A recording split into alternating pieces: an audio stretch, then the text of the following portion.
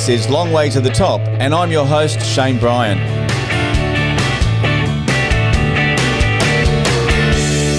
Now, before the world sang along to Gold and True, before Spandau Ballet became the global pop icons, there was a group of London visionaries who helped invent the sound and the style of a generation. From the pulse of the Blitz Club to the catwalks and clubs of New York and Ibiza, Spandau Ballet weren't just part of the 80s, they shaped it. Now, with the release of Everything Is Now Volume 1, the definitive early years box set, we get to step back into the formative years, the experiments, the fashion, the friendships, and the fearless innovation that led to Journeys, to Glory, and Diamond, and ultimately to classics like Gold, Communication, and True. Joining me, one of the men at the heart of that story, actor, musician, cultural icon, Martin Kemp. Welcome. Oh, thank you very much for that. That's a nice way to be woken up in the morning. It is. Now, look, you put out this incredible album. It covers all of the years leading up to that big moment. When you look back at the first years, what emotions surface listening to the raw early Spandau Ballet again? Oh, they are the most exciting years for me. I mean, to be honest, forget about True and Gold and all those tracks. If you're in a band, the most exciting memories that you have are the ones that are the early ones, the ones that get you going. You know, the ones that you started off as when you were just kids in school, then dreaming of being a rock star. And those for me, they're the most precious memories. Yeah. So I think what we've tried to do, we put together this box set where there's a book included, there's the first two albums, there's loads of unreleased demo tapes that are really interesting to listen to. And it's even more so for me in a way now because I'm at that age where it doesn't feel like me anymore. It feels like somebody else. When I listen to it, it feels like somebody else. When I see videos of myself on television as that young 17-year-old kid, it doesn't feel like me anymore. Yeah. But so in a way, I kind of appreciate it in the same way that everyone else does. Yeah. What was it like going through all of that material again? It would have been like uncovering diamonds again. I realized that I should have practiced more. You know, there's good and bad memories with all of it. You know, I remember really clearly, like, to cut long story short, and the Freeze, how big they were straight away. You know, to cut long story short was number 5 in the charts 2 months after we'd signed that very first record contract, and was selling the bucket loads, and so that was really exciting. But along with that comes the paranoia and the stress that it's all going to come crashing down straight away. So I remember sitting in bars with the other guys in a band and waiting for the chart positions to come in. And when they weren't very good, you know, from Musclebound to Instinction and all of those the records that struggled slightly, it was a real downer, and you had to really hold it together. Because it could have gone the other way and gone off the edge of the cliff, and not that, you know, that would have been it. Goodbye, Spandau. Yeah. Well, look, maybe, I mean, like you were at the Blitz Club. Let's go back to the very beginning. Sure. At the Blitz Club, and it's pretty legendary now. I mean, you know, there's an actual display that you can go and see the incredible fashion of the Blitz Club now, which is amazing. Well, it's in a museum. So, you know, they've opened it in a Kensington Design Museum. It was all about the Blitz Club, to be honest. You know, the Blitz for me was a club that only happened on a Tuesday night. It was run by the legendary Steve Strange, who was my best friend. And so it only happened on a Tuesday. So it was a really special night. It was like the whole week revolved around that Tuesday night. But I remember clearly the first time I went there and walking in the door, and it was this explosion of colour. Yeah. When I think back to the late 70s and punk that came before it, the pop culture that came before it, it was all about, it felt to me like it was all in black and white. It felt like it was all about ripped jeans. It was about black leather jackets. It was about no future. Nothing was possible. the country around it was Yes. falling apart at that point. And you walked inside the door of the Blitz in the very early or late 79, early 80. And it was like the world had just flicked on the color switch. Yes. It wasn't just about what the guys were wearing, it was the androgyny of it all. There was boys kissing boys and girls kissing girls. There was boys dressed up as girls and girls wearing suits. And it was, you could be whoever you wanted to be within that space. And for me, I thought it was the most wonderful way that you could ever grow up, to bring that on board.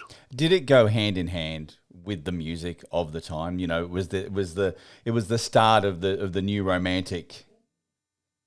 It was the start of the new romantic. So I mean, the Blitz was the new romantic. Yeah. If you were transported back there today, you would most probably look around and think, "How weird is this?"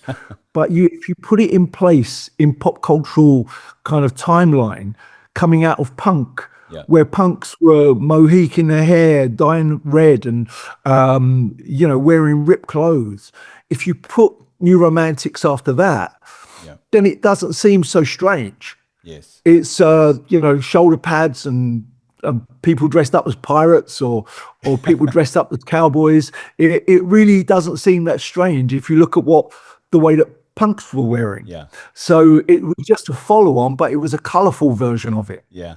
I love it. Now, take us back to that first Blitz performance when Chris Blackwell from Island Records actually offered you a deal mid-set. I mean, you hadn't even finished the set.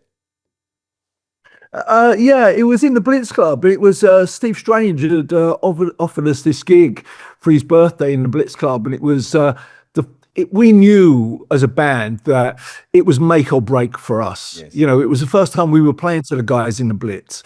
We hadn't even though we were going to the Blitz, we hadn't really told anybody in the Blitz that we even had a band. Right. Because before that we were say a power pop group. Yep. It was called Gentry. It wasn't ready to be announced to the Blitz. And because the Blitz when Rusty Egan in the Blitz, the DJ, was playing all this electronic kind of German music, like Kraftwerk. Yep. And so what we did was we spent a couple of months in the band replacing all of those lead guitar riffs with synth riffs. Yeah. And the synth was a new instrument then, so it was a kind of like that monophonic sound that you would get. It wasn't that big spread ABC sound that we know as synths. It was this monophonic thing that went very Kraftwerk. Very Kraftwerk, yeah. So we replaced all of that, but then we played the gig at the Blitz, and it wasn't just him that was in the audience. There were several other record companies as well, because I think the vibe around the Blitz at the time and the vibe that had been created in the press were waiting. Everybody was waiting for a figurehead, in the same way that a musical figurehead, in the same way that rock had the Rolling Stones, in the same way that mods had the Who. They were waiting for one to represent New Romantics, and it was Spandau Ballet who took the centre stage. Yes. Gary Kemp actually once, your brother, once described the band as the architects of our own scene, and you were. Yeah, we were. I mean, it was a strange place to be, because it wasn't just Spandau Ballet in that nucleus of the New Romantics. There were people that were designing art. There were people from London School of Fashion that were designing fashion. Yeah. There were people that were taking photographs, and it was almost like whatever you wanted to be. There was, let's get it right, there was only probably 150 people in that small Blitz Club. Yeah. But it seemed like for a period of time that whoever you wanted to be and whatever you wanted to make out your life, you could, and it would come true.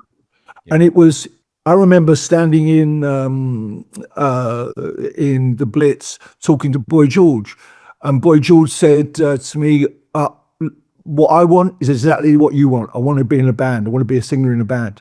A couple of weeks later, is on top of the Yeah. pops. And it was whatever you wanted to be was possible, which kind of is the difference between punk, where there was no future, Yes. to being in the center of the new romantic, which was we wanted everything to be possible. Yeah. And I think that was the difference between the two pop cultures. Yes. Yes. Where did Spandau Ballet come from? The name. The name. Well, we were called Gentry as this power Yes. pop band, and one Saturday morning we invited like probably 10 or 12 guys down from the Blitz who were the faces of the Blitz. Yes. The ones that if they said something was good, then it was taken for gospel that something was good.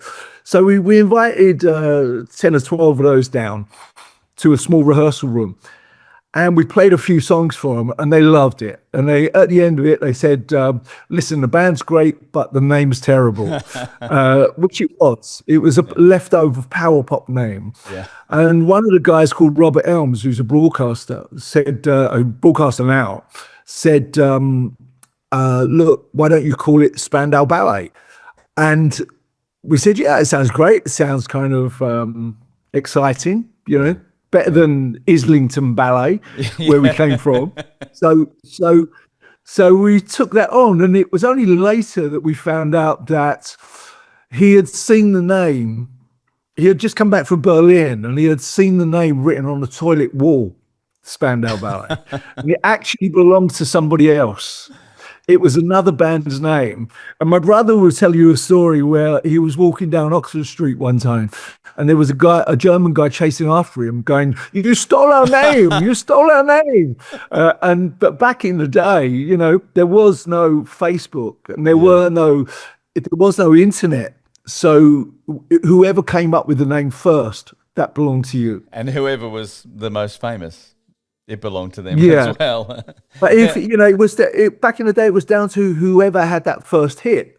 Yes. That was your name. Yes, yes, very much so. Now, there was also another period where you went to Ibiza, and that was probably just as exciting as well. But there's an interesting story that I have to ask you about, and it involves a bull and 3,000 fans. Well, yeah. I mean, it was it was the beginning of club culture in Ibiza that we hadn't seen before. It was the super clubs, and there was a club there called the Coup Club, and it was massive. I'd never seen anything like it. It was all outdoors. It was filled with beautiful people with suntans, which I hadn't seen before. Coming from England. Yeah, and in the center of the club, this outdoor club, was a swimming pool. Yeah. But as you know, back in the day, everything was over the top. Yeah. And at the end of the evening, they released a ball. And the ball, this small, but it was a baby ball, but it was still a ball. Yeah. And I looked around and it was coming after me. And I looked down, and what I was wearing was this red Robin Hood outfit. And I looked down at the cape, and I thought, no, this isn't right. And I had to climb up some stanchion to get away from this thing. But in the end, they got it. And listen, it was a mad time. Yeah, yeah. Now, I guess there's a lot of restoration that's happening, and true fans of this collection will love the fact that you've breathed a lot of life into the old recordings. Going back and putting life into those recordings again, did it blow you away with the quality and what we can do now, as opposed to what we were able to do back then? Oh my goodness, absolutely. Even recording at home nowadays sounds professional. You know, you don't have to use that 24-track multi-tape system that we used to use. When I look back at some of the studios that we used to use, and I was in Abbey Road not long ago, and I was looking around where we used to record sometimes, and honestly, it looks like as if the Beatles had just been in the room. Yeah. You know, it was tape as big as this. And I'll give you an example. If you were in the studio and you wanted to create echo, Yeah. right? So echo is easy as anything nowadays. You just Yes. press the button, you get You echo, get echo. right? Yeah. If you wanted to create echo while you were recording, you know the 24 tracks machines that with the thick old tape and the big reels Yeah. that you used to record onto, you would bring in 4 or 5 of those machines and you would send the tape around 4 or 5 of those machines. So you would get ba, ba, ba, ba, ba, ba. Right. You would get echo like that. And that is how long ago it was. Yeah. It's ridiculous. It's come on so far now, but it came on quickly in the 80s as well Yeah, it because did. technology was changing at a real pace as well. You know, we invented the synths, Yeah. which changed everything. We invented digital, which changed everything. And I think we started in the early days that were left over from the late 70s in the same way that Led Zeppelin would record. Yes. And then pretty much by the time we got to 84, 85, we were what you know today as that Trevor Horn sound that sounds beautiful, where records still stand up today in the 80s. Yeah. Yeah. And they do. Looking back, what do you think, and especially during that period, that 78 to 82, what do you think Spandau Ballet contributed most to British music and culture? I don't think it was. I don't think it was brand new. I think it was. It was the end of the line of great British pop culture, and I think that's disappeared nowadays. Yeah. I think what we have now is pop culture is kids sitting behind a laptop or a screen, and that is their pop culture. Yeah. But when we we started that new romantic movement, it came after a long line of Teddy Boys, of punk, of goths, new romantics. It was for me, it was the last of the great pop cultures that we will see. Yeah. And I'm not sure kids at the moment get the most out of life sitting behind a screen. Yeah. You know, Kind of all turned to Britpop, and then it was just all turned to crap from there, didn't it? Really? I mean, you know. But listen, we all do it. It's not just kids. We do. That point where, you know, and of course this leads up to that 82 mark, you know. 83, everything changed. What was that point where everything changed? I think what happened was the first album came out, Journeys to Glory came out, and it was everybody knows your first album with a band is probably the easiest one you will ever make because you have been playing those tracks for so long. You've played them live. You've lived with them for probably 2 years before you even record them, right? Yeah. And that is your first album. Your second album comes along and it's a completely different game.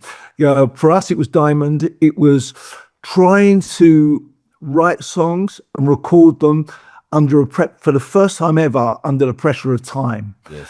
And you knew that record company were waiting for that album, so you had to put it together as fast as you could.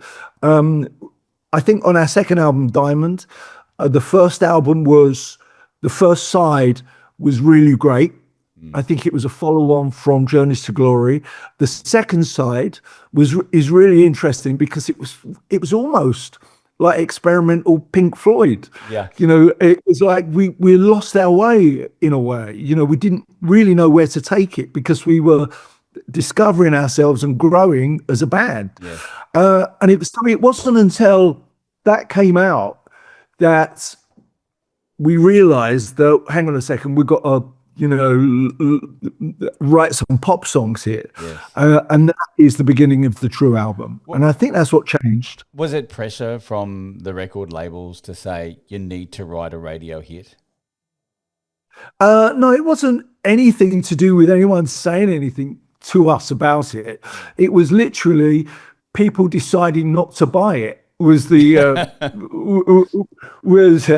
Putting food on your table, right? What I'm saying, yeah, it's what I was saying earlier. You know, we were always in fear that it was going to be our last day of Spandau Ballet because you never knew where it was going to go.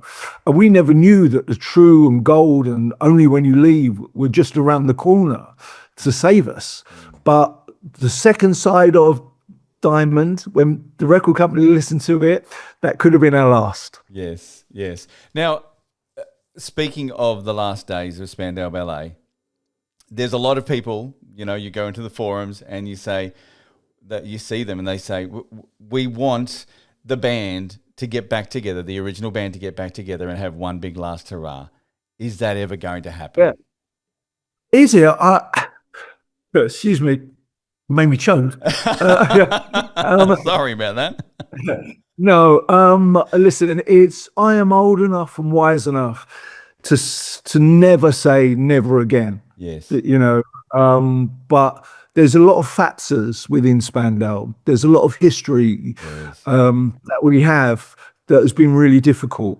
And to be honest with you, I can't sit here today and say it is. Yes. As much as one day I would like it to happen, but can I see it happening at the moment? I can't. Regrets? Do you have any? Pardon? Do you have any regrets? Regrets? Do I have any? Yeah, we all have regrets, don't we? You know, the band was lucky enough to last for well over 10 years at the top. It's a long time for any band. We all of us, if you ask anybody in a band, you have regrets. Yeah. But then you have to weigh it up against remembering the type of pressure cooker that you were in and remembering the stress levels that everybody went through at that point. And also you have to remember that, you know, I signed that first record deal when I was 18 years old. Yes. So the band were 18 and 19. We were kids. Yeah. And it's taken, you know, I sit here today talking about it and I'm 63. Yeah. So it's a lifetime ago. It is. And everybody, when you're young kids, no matter what business you're in, you make mistakes and you have regrets. Yeah, yeah, yeah. Now, on a personal level, I've got to ask, you went from music to a regular gig on EastEnders, right? Now, we've got an artist in Australia, or she's actually in the UK and in France and wherever she decides to be at the moment, who went from Neighbours to music, and that's Kylie Minogue. Have you ever, you know, wanted to put out a record with Kylie? Oh, that's a good idea. I'll tell you what, give Kylie my number and get her to call me. No, I was hoping you'd have Kylie's number for me. Look, it's been fabulous. The box set, it is a piece of history. If, of course, you're heading over to England, you've got to go to the National Museum and check out the Blitz Club display as well. How long will that be in place? How long will the Blitz Club display be in place? Sorry, Shane, you're breaking up a little bit, but I think it's going to be there for the next few months. Right. Yeah. It's a proper exhibition in the Kensington Design Museum. Yeah. And it's a wonderful thing to be. It's almost like what they've tried to create there is the idea that you are walking into the Blitz Club. Yeah. And there's clothes and there's there's real history from that period, from that time. Yeah. So it's a lovely one to go and see if you're in the country. In England. Excellent. Look, it's been an absolute pleasure. Thank you, Martin Kemp, for joining me on the show, and all the best with this incredible box set that you've put out. Thanks, mate. Lovely talking to you. You too. Cheers. Thank you. Thanks for listening. I hope you've enjoyed this episode of Long Way to the Top. Hit plus or follow to subscribe to the podcast, and head over to Facebook at the Long Way to the Top podcast and give us a like. Keep on rocking, and I'll catch you on the next episode of Long Way to the Top.